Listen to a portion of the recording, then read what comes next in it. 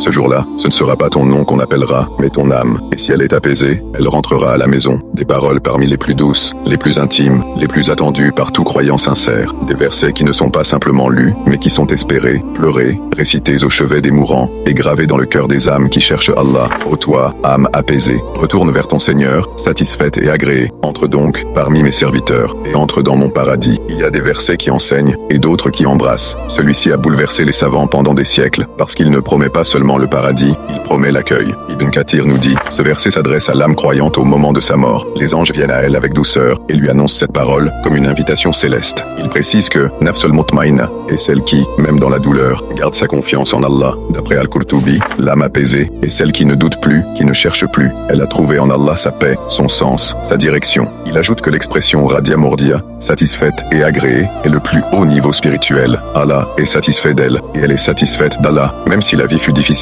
Selon Ibn al-Qayyim, c'est la plus belle parole qu'un cœur puisse entendre au moment de la mort. Elle contient tout, l'amour, l'acceptation, le retour, l'intimité avec le Seigneur. Imagine, une vie entière de lutte, de doute, de péché, de repentance, de fatigue, d'espérance, et puis, le dernier souffle. Mais au lieu du vide, au lieu du froid, tu entends une voix céleste qui t'appelle. Ô toi, âme apaisée, pas, ô toi, âme parfaite, pas, ô toi, âme qui n'a jamais fauté, mais apaisée. Tu as trouvé la paix, malgré la tempête. Tu as espéré malgré les chutes. Tu as tenu, même si tu étais brisé. Puis vient la suite. Retourne vers ton Seigneur, pas vers l'enfer, pas vers la peur, mais vers ton Seigneur. Celui que tu as aimé sans le voir. Celui que tu as appelé la nuit quand personne ne t'écoutait. Celui que tu as choisi, même quand le monde t'offrait tout, sauf lui. Et il te dit, Radia, Mordia, tu es satisfaite de moi, et moi, je suis satisfait de toi. Subhanallah, ce verset est déchirant de beauté, parce que c'est le rêve secret de chaque croyant, ce que chaque prière, chaque larme, chaque repentance tente de mériter. C'est le contraire de la peur de mourir. C'est la promesse qu'à la fin, si tu tiens, tu rentreras à la maison, et ce ne sera pas un paradis inconnu. Ce sera mon paradis, celui que ton Seigneur t'a préparé, pas un lieu quelconque, un lieu fait pour toi, rien que pour toi. Ces versets sont une lettre d'amour divine, adressée à l'âme qui a souffert, combattu, chuté, mais n'a jamais abandonné Allah. C'est la certitude que, si tu marches sincèrement vers lui, il te dira un jour, reviens, tu es attendu, tu es aimé, tu es accepté. Et si tu entends ces mots, c'est fini, tu n'auras plus jamais mal. Qu'Allah inscrive ton nom parmi les habitants de la Jannah, ici et dans l'au-delà. Tape Amin en commentaire.